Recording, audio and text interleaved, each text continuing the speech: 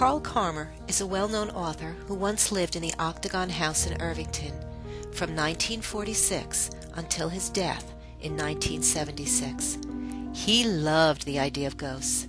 He wrote stories about them. They were fiction, phantoms, partly the result of his talented imagination and partly the result of his desire to experience the otherworldly. But if you were to ask me, I would tell you that something more than his imagination inspired those tales. One of his famous ghost stories is that of the ghost of Cedar Street Deli, inspired by the ghost of Estherwood. In his story, he is sent by his wife to the Dobbs Ferry Cedar Street Deli for ice cream. As he heads towards the deli, a ghostly woman glides past him, pale as death, with her eyes black, staring out of the whiteness. When she reaches the corner of Broadway, she continues straight ahead across the street, seemingly totally unaware of the traffic. The light was with her, but she walked as if nothing would have stopped her progress. There was a moment when she passed by the light, and its beam turned all her whiteness to red. In another moment she was across Broadway. Carmer was suddenly aware of the lights flashing from the ornate Victorian mansion. The last time Carl Carmer saw his ghost, her pale figure was moving towards those lights.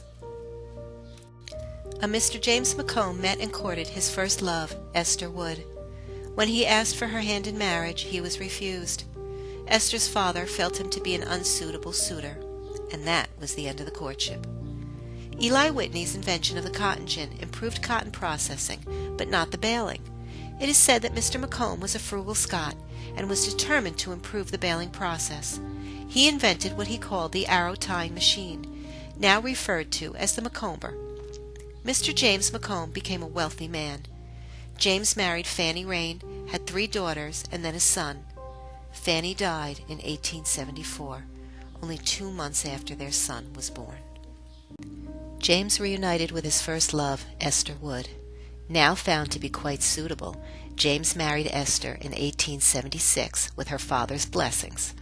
The family moved to New York City, and the girls attended the Miss Masters School, then located in New York City.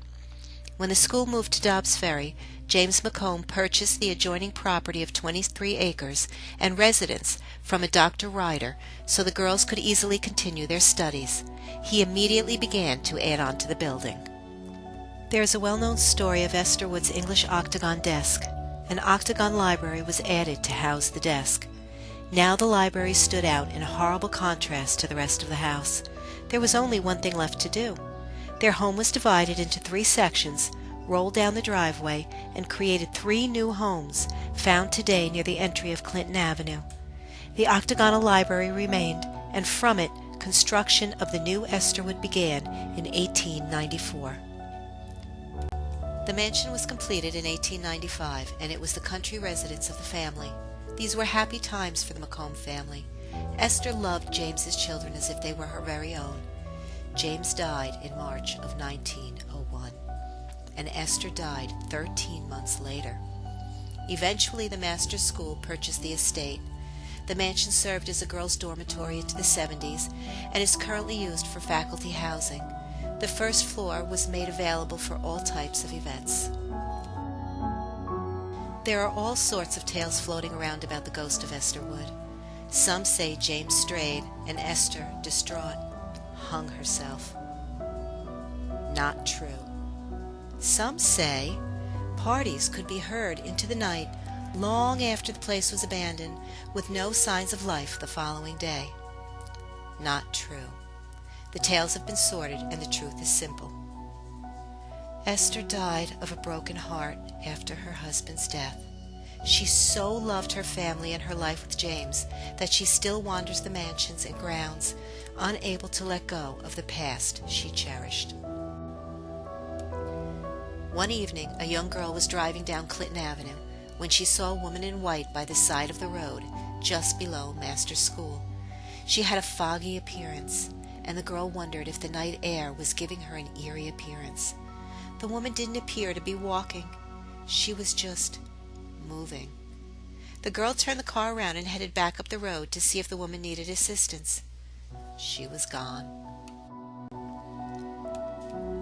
This seems to be the experience of Estherwood, to see her floating up and down both Estherwood and Clinton Avenue.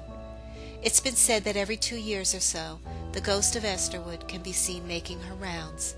She's seen in white, walking down Estherwood Avenue and up Broadway.